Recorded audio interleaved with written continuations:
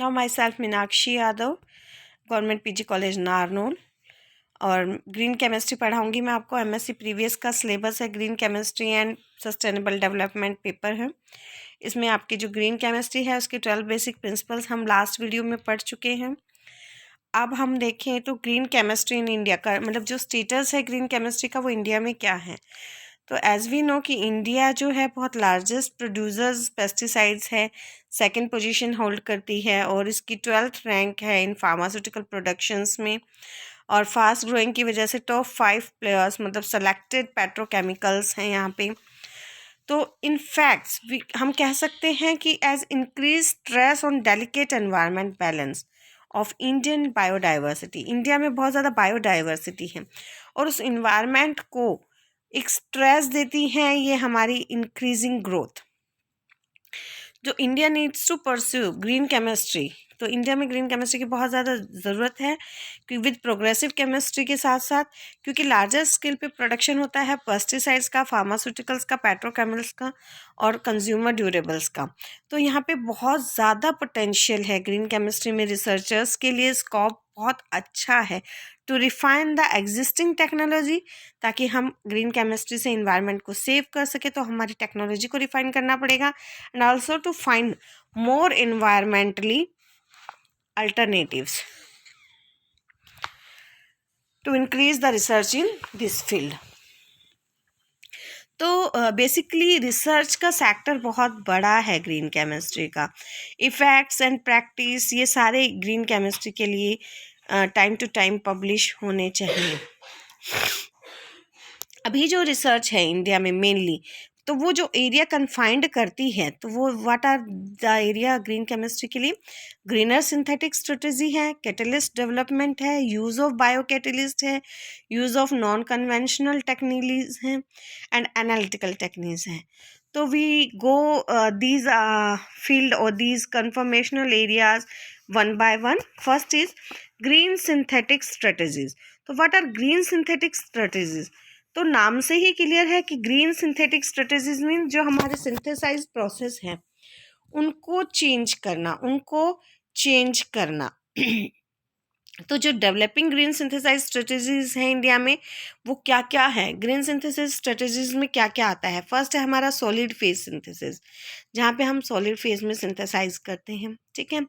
Second है हमारा avoiding environment non compatible Regents. ऐसे रीजेंट्स को हम स्पेसिफाइड करें या ऐसे रीजेंट्स को हम ढूंढें जो कि इन्वायरमेंटली कैपेबल हो, कंपेटेबल हो, नॉन कंपेटेबल ना हो, ठीक है। या फिर अवॉइड करें उनको कि जो नॉन कंपेटेबल हैं एनवायरनमेंट के साथ। Modification of synthetic routes main emphasis on decreasing steps and increasing yield. जो सिंथेसिस रूट्स हैं उन पे हमें मेन एम्फेसिस होना चाहिए, मेन प्रेशर होना चाहिए कि वो डिक्रीजिंग स्टेप में हो, कम में हो और यील्ड अच्छी दे। The fourth one is simplification of classical procedure. जो हमारे क्लासिकल प्रोसीजर कन्वेंशनल मेथड्स चले आ रहे हैं तो उनको हम क्या करें, बहुत ही सिंप्लीफाइड कर दें। And now last one is use of new catalyst, यानी कि हम कैटलिस्ट को, नए नए कैटलिस्ट को ढूंढें, चाहे बायो कैटलिस्ट हो चाहे और कैटलिस्ट हो, हम उनको ढूंढें ताकि हम वो कर सकें, उसके लिए हम बेहतर सुविधाएं दे सकें। तो these are the things which have to be done in the process of green synthetic strategies। तो मोस्ट इम्पॉर्टेंट एस्पेक्ट्स क्या है हमारा कि इको फ्रेंडली केमिस्ट्री होनी चाहिए बेसिकली, है ना। तो केमिस्ट्री के जो कैटलिस्ट हैं, रिएजेंट्स हैं, इंडिया में केमिकल्स बहुत ज़्यादा हैं और सेलेक्टिव रिएजेंट्स होते हैं। Then work can be ambient conditions in the field of biotechnology enzymes have emerge to important tools. अब हमारे पास जो बायोटेक्नोलॉजी एंजाइम्स हैं, मीन्स कि बायो कैटलिस्ट हैं या बायो एंजाइम्स हैं, तो वो इस केमिकल इंडस्ट्री की प्रॉब्लम को सुलझा सकते हैं। अब जो एंजाइम का यूज़ है वो एक न्यू अल्टरनेटिव स्वीटनर्स में भी किया जाता है, जैसे फ्रक्टोज में, कॉर्न सिरप में, सिंथेटिक हनी में, पॉलीसेक्राइड गम्स में, thickness and flavour enhancers also in progress. तो ये सब, इन सब में हम केमिकल को इन्वॉल्व ना करके किसको इन्वॉल्व करें, बायो कैटलिस्ट को या बायो एंजाइम्स को, बायोटेक्नोलॉजी एंजाइम्स को। Now what is a non conventional technology is also very popular in India. तो conventional technology is that which are we use earlier, हमेशा से जो करते आ रहे हैं. Non conventional is different technology.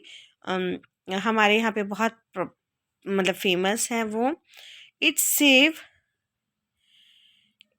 reactions, ultrasonic and photochemical reactions are used as a non conventional reaction technology. देखिए non conventional technology में आता है हमारा सिंपल सॉलिड फेज वगैरह ये सब. नॉन कन्वेंशनल में हमारा आ गया अल्ट्रासोनिक रिएक्शंस, है ना, assisted microwave assisted reactions, photochemical reactions. तो आजकल इनका भी बहुत चला हुआ है.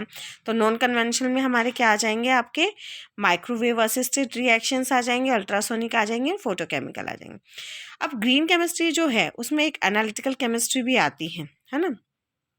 तो main focus in India is on extraction technology. अब एनालिटिकल केमिस्ट्री में हम किस पे डिपेंड करते हैं ज़्यादा, एक्सट्रैक्शन टेक्नोलॉजी. जैसे कि हमारी सॉलिड फेज है, अल्ट्रासाउंड है, माइक्रोवेव है, सुपर है, एंटिकल फ्लूइड एक्सट्रैक्शन है, एंड ऑटोमेटिक सॉल्वेंट एक्सट्रैक्शन है इसका. तो ये सब है एक्सट्रैक्शन किसका है, कि जो हमारे प्योर चीज़ चाहिए उसके एक्सट्रैक्शन के लिए. तो it is belong from analytical chemistry. And analytical chemistry from which branch, green analytical chemistry. India जो एग्रो इकोनॉमी है ना, क्योंकि यहाँ पे एग्रीकल्चर का बहुत बड़ा कंट्रीब्यूशन है इसकी इकोनॉमी में. चीफ गवर्नमेंट में बहुत सारे ऐसे सिचुएशंस हैं. इंडिया एग्रीकल्चर रिसर्च इंस्टीट्यूट है, डिफेंस रिसर्च एंड डेवलपमेंट और DRDO है हमारे पास, IARI है ना. ये बहुत ज़्यादा वर्क कर रहे हैं, मॉनिटर कर रहे हैं, एनालिसिस कर रहे हैं कि हैवी मेटल और पेस्टिसाइड्स का क्या इम्पैक्ट पड़ता है. These are what is the what impact of their on agroeconomy based country. Okay, now second one is हमारा non academic initiatives. What is non academic initiative? India में बहुत सारी industries हैं, needs to make significant improvement from the environmental point of view. There are lot of industries are settled here. और वो industries किसी ना किसी तरह हमारे इन्वायरमेंट को पॉल्यूटेड कर रही हैं. तो उस इन्वायरमेंट के पॉल्यूशन से बचाना भी हमें बहुत ज़रूरी है. तो that's why the green chemistry has a wide scope hair.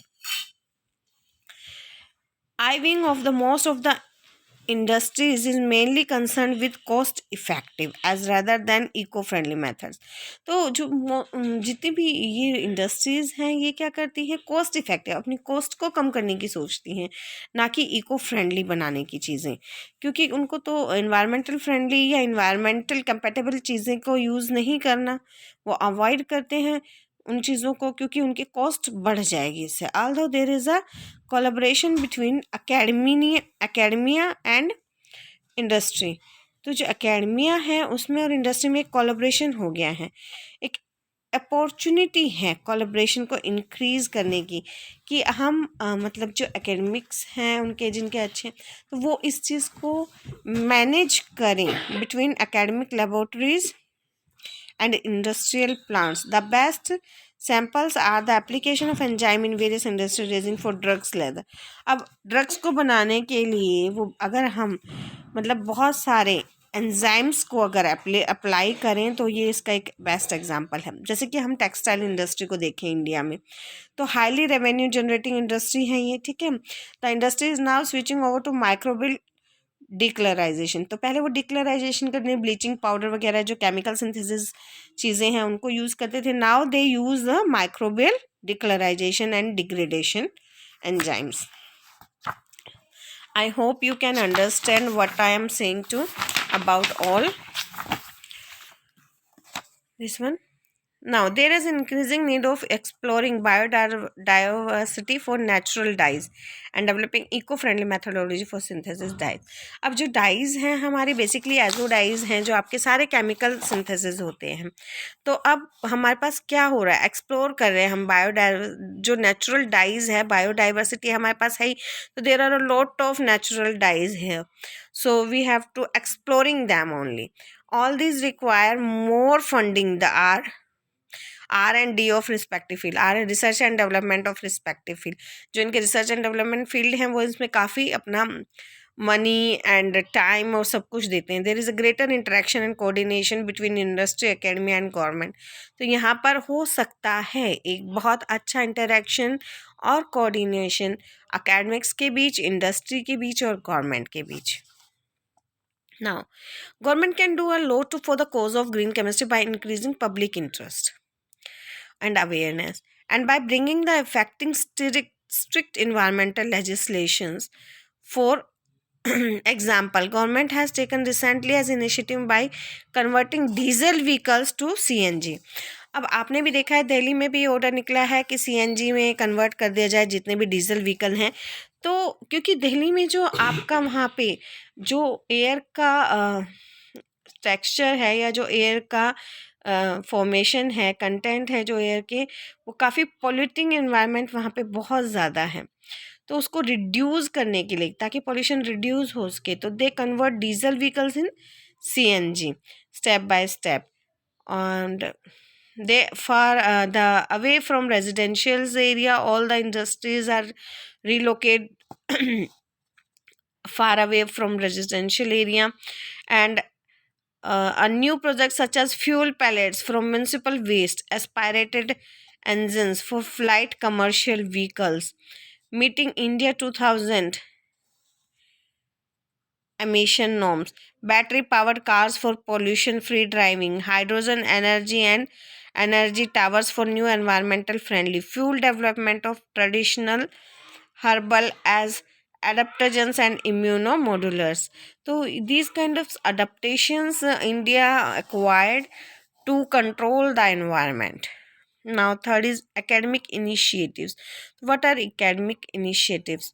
Number of workshop and symposiums were arranged to last 2 decades at different institutional level पे बहुत सारे ग्रीन केमिस्ट्री को लेकर वर्कशॉप्स अरेंज हुए हैं, सिंपोजिया अरेंज हुए हैं.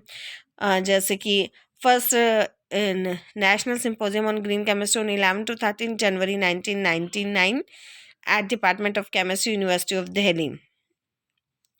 And IUPAC International Symposium on Green Chemistry on 10 to 13 January 2001, Department of Chemistry, University of Delhi.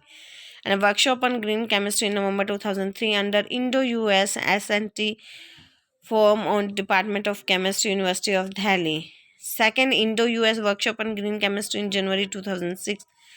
DST sponsored green chemistry education workshop in March 2007. Now here is a long list. You can see here. Here's a long list. The symposia and conferences and workshop on green chemistry. So here we are. The next is green chemistry chapter of India has already started working to prepare green chemistry in India. The workshop, seminar and training programs are different places help to spread the awareness of green chemistry research and young students. There is a need to be green chemistry. Another aim of the green chemistry chapter of India includes global partnership for effective environmental management. So what is the conclusion of all of this? The conclusion is this: practicing of green chemistry is necessity rather than an option, and this is now high time to protect our environment for further damage. The future of green chemistry is in the in the hands young researcher and student, as the practice of green chemistry is a responsibility for them. Government agencies should enforce the law to practice green chemistry. Industry should also understand that a responsibility toward the fragile environment. So here is all about your green chemistry. Now in our next video we have to uh, carry forward our chapter typical real world class of green chemistry. Ki what are the green case typical rare cases from green chemistry we know. Thank you.